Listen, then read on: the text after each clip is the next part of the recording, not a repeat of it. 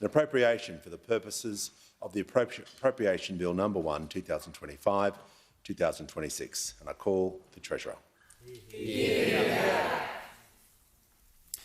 Mr Speaker, I present the Appropriation Bill No. 1, 25-26 and the explanatory memorandum.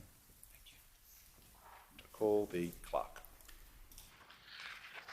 First reading, a bill for an act to appropriate money out of the Consolidated Revenue Fund for the ordinary annual services of the government and for related purposes. And I give the call to the Treasurer. I move that the bill be now read a second time, and I acknowledge the Ngunnawal people here and the Yuggera and the Yugambeh back home. Speaker, this budget builds on the progress that we have made together. It's a plan to help with the cost of living, with 2 new tax cuts and higher wages, more bulk billing and more help with electricity bills, cheaper medicine and less student debt. It's a plan to build Australia's future, with more homes, new investments in skills and education, competition reforms and a future made in Australia. Yeah. Speaker, our economy is turning the corner. Inflation is down, incomes are rising, unemployment is low, interest rates are coming down, debt is down, and growth is picking up momentum. On all of these fronts, our economy and our budget are in better shape than they were 3 years ago. Yeah. Now, this progress has been exceptional but not accidental. The credit belongs to Australians in every corner of our country. We've come a long way together, but there is more work to do. This budget is our plan for a new generation of prosperity in a new world of uncertainty. It's a plan to help finish the fight against inflation, rebuild living standards and maximise our national advantages into the future. This is a responsible budget with 5 main priorities: helping with the cost of living, strengthening Medicare, building more homes, investing in every stage of education, and making our economy stronger, more productive and more resilient. Speaker, the global economy is volatile and unpredictable. The 2020s have already seen a global pandemic, global inflation and now the threat of a global trade war. The whole world has changed as a consequence. Tariffs and tensions abroad have been accompanied by storms here at home. Ex-tropical cyclone Alfred could wipe 1/4 percentage point off quarterly growth. North and far north Queensland have flooded too. Storm clouds are gathering in the global economy as well. Trade disruptions are rising. China's growth is slowing. War is still raging in Europe and a ceasefire in the Middle East is breaking down. Treasury expects the global economy to grow 3.25% for the next 3 years, its slowest since the 1990s. It's already forecasting the 2 biggest economies in the world will slow next year, with risks weighing more heavily on both. Australia is neither uniquely impacted nor immune from these pressures, but we are among the best placed to navigate them. We're emerging from this spike in global inflation in better shape than almost any other advanced economy. Growth is forecast to pick up from 1.5% this year to 2.5% in 2026-27. The private sector is resuming its rightful place as the main driver of this growth, with Treasury upgrading forecasts for growth in private demand to more than double next year compared to this one. Unemployment is now projected to peak lower at 4.25%. Employment and real wage growth this year will be stronger and participation will stay near its record high for longer. Inflation is coming down faster as well. Treasury now expects inflation to be sustainably back in the band 6 months earlier than anticipated. Yeah. Now, all of this means that the soft landing that we have been planning for and preparing for is now looking more and more likely. Because of our collective efforts, the worst is behind us and the economy is now heading in the right direction. But there's more work to do because we know that people are still under pressure. The cost of living is front of mind for most Australians and it is front and centre in this budget. We know the welcome improvements in the aggregate numbers don't always immediately translate to how people are feeling and faring. We've made a lot of progress together, but we know that many people are still doing it tough. Our plan to rebuild living standards starts with cost of living help and wages growth. It includes more hip pocket help for households, 2 new tax cuts for every taxpayer, more energy bill relief, increasing wages and reforming non-compete clauses, more bulk billing and cheaper medicines, student debt relief, and a fair go for families at the checkout and for farmers at the farm gate. Speaker, tonight the government is proud to be delivering more tax relief. Every Australian taxpayer will get a tax cut next year and the year after to top up the tax cuts which began in July. Yeah. This will take the first tax rate down to its lowest level in more than half a century. These additional tax cuts are modest, but they will make a difference. The average earner will have an extra $536 in their pocket each year when they're fully implemented. Combined with our first round of tax cuts, this is $2,190, and the average total tax cut will be $2,548, or about $50 a week. We will also increase the Medicare levy low-income thresholds, which is extra tax relief for more than 1 million Australians. Now, our $17 billion in tax cuts are the biggest part of the responsible cost of living package in this budget, but they're not the only part. Mr Speaker, electricity prices in the official data went down 25% last year, but they're still putting pressure on households around the world. 2 rounds of energy rebates have helped take some of the sting out of energy costs. Tonight we're providing another $1.8 billion in energy bill relief. Every household and around 1 million small businesses will receive energy rebates until the end of 2025. This means cutting another $150 off bills this year.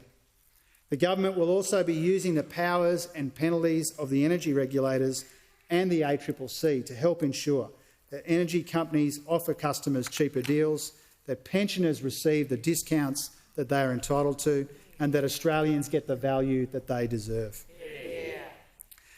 Mr Speaker, at the core of our economic plan and at the very heart of this Labor government is a simple objective: to ensure more Australians earn more and keep more of what they earn. In the 5 quarters before our first budget, real wages fell in annual terms. They have now grown for the last 5. Real incomes per capita are now growing too.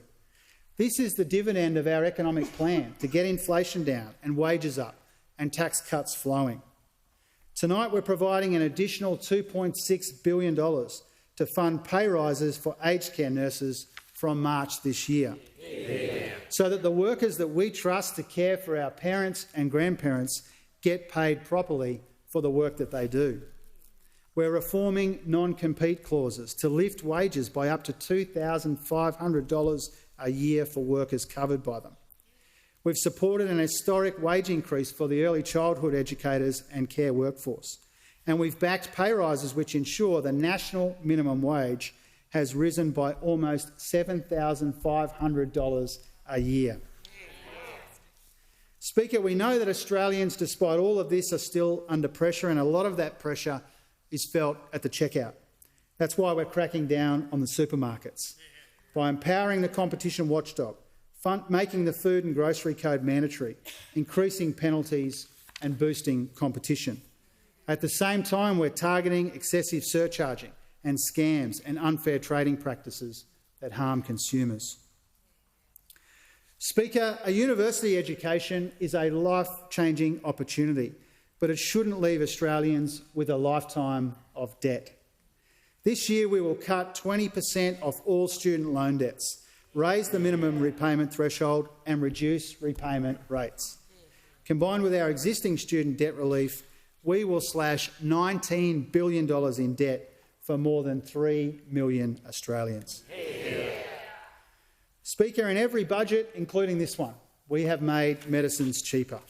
Tonight we reduced the maximum price for a PBS script from $31.60 to $25. And pensioners and concession card holders will still pay $7.70 a script because we froze their costs as well. We're also investing $1.8 billion to list more life-changing and life-saving medicines on the PBS. For example, cutting the cost of a lymphoma treatment will save some Australians more than $600,000. Speaker, the Pharmaceutical Benefits Scheme is a great Labor creation and it's a great Australian institution. And we are strengthening it because Australians need us to, not weakening it because American multinationals want us to. A Labor government created Medicare as well, and only Labor governments strengthen it. Tonight we are proud to make the single biggest commitment to Medicare since its creation. A record $8.5 billion to lift bulk billing rates and build our health workforce.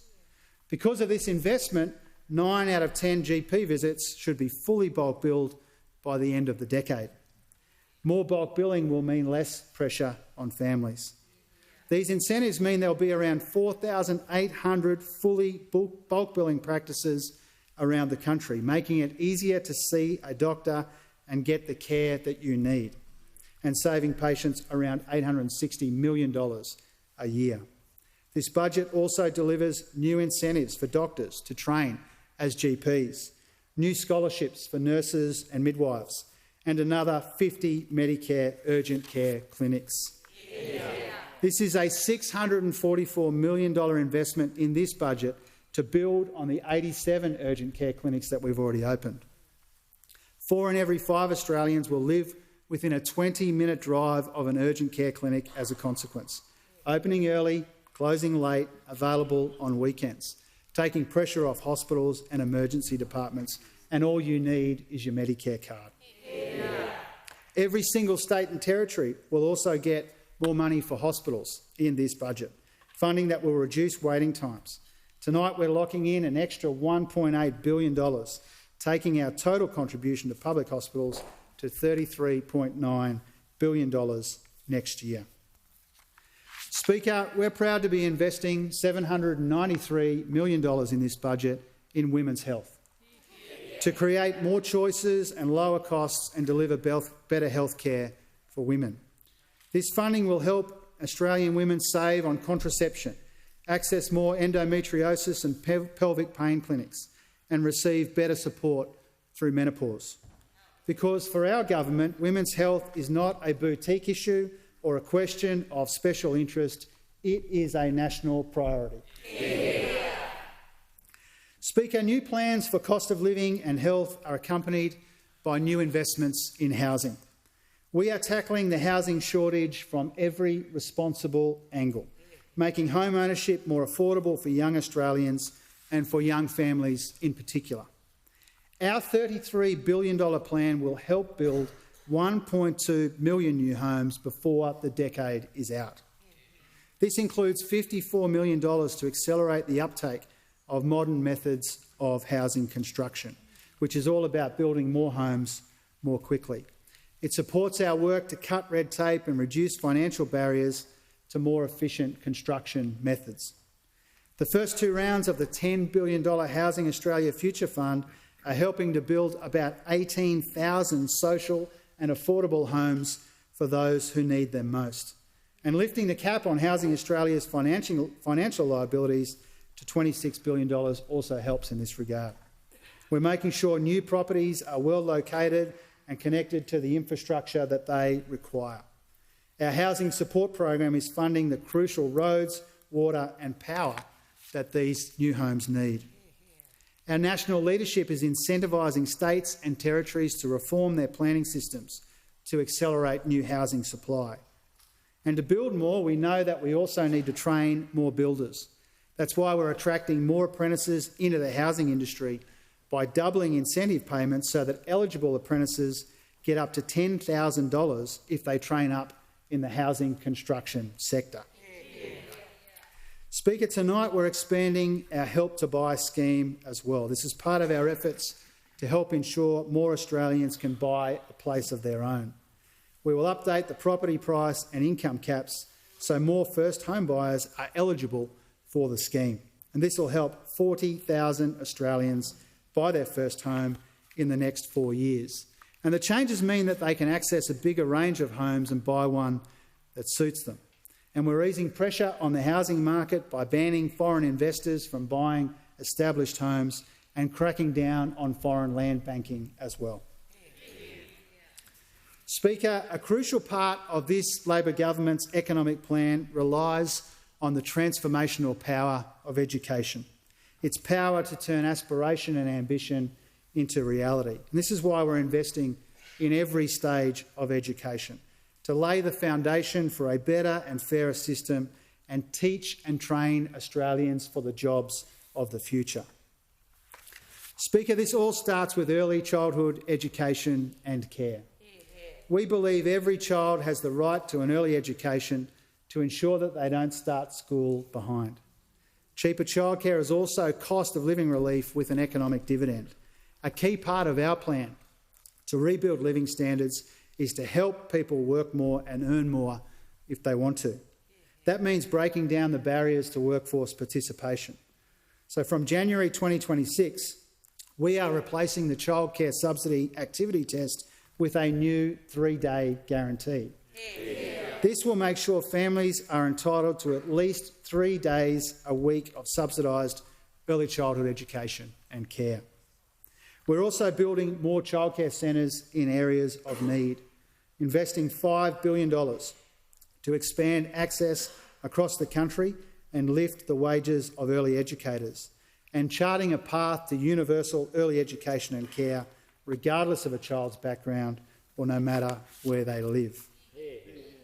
Speaker, we're also putting billions into public schools in this budget to open the doors of opportunity for more Australian children. We're fully and fairly funding public schools to help students catch up, keep up and finish school. This means public schools will finally be on track to reach the funding standard recommended in the Gonski Review almost 15 years ago. On top of this, our fee-free TAFE program will help equip Australians for the jobs of the future. Over the next decade, 9 out of 10 new jobs will require post-secondary qualifications. Almost half of these will be from vocational training.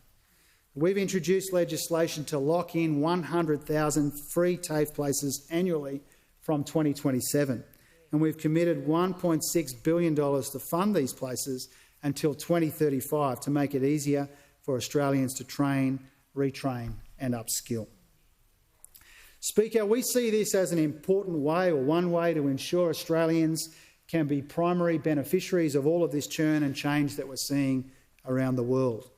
Another is by investing in our comparative advantages, or by looking for opportunities to join with our partners in new, more resilient global supply chains, by becoming an indispensable part of the global net zero economy, by preparing our people to adjust to and succeed in the new world being created right in front of us, by building a future made in Australia. Now, a big part of this depends on boosting productivity the right way to lift living standards over the long term. Now, our plan for productivity growth doesn't mean making Australians work longer for less. It's about investing in our people and doing more to unlock our potential by boosting dynamism and competition in our economy.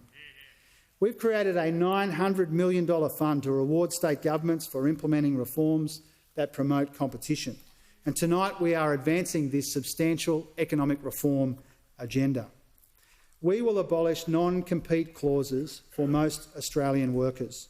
Non-competes are holding too many Australians back from switching to better, higher-paying jobs. More than 3 million Australians are captured by these clauses, including childcare workers, construction workers and hairdressers. People shouldn't need to hire a lawyer to take the next step in their career, or permission from their old boss if they want to be their own boss and turn an idea into a small business. The Productivity Commission estimates that this reform could lift productivity, reduce inflation and improve GDP by $5 billion. And it could boost wages by up to 4%.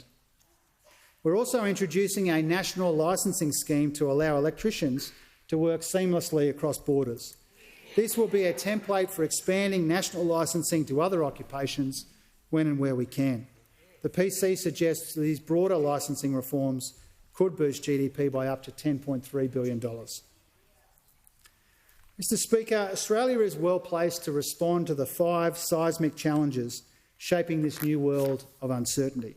The shift from globalisation to fragmentation, from hydrocarbons to renewables, from information technology to AI, from a younger population to an older one, and all of the changes in our industrial base.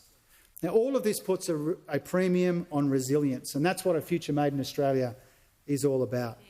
In this budget, we're investing more than $3 billion to support the production of Australian-made green metals like aluminium and iron, building on the tax incentives for critical minerals and green hydrogen that we legislated last year. We're also backing clean technologies through our Future Made in Australia Innovation Fund and by recapitalising the Clean Energy Finance Corporation.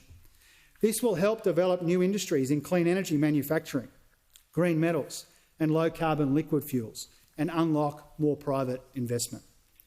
This agenda is about recognising that our future growth prospects lie at the intersection of our industrial, resources, skills and energy bases and our attractiveness as an investment destination, so that we can grasp the jobs and opportunities of the net zero transformation.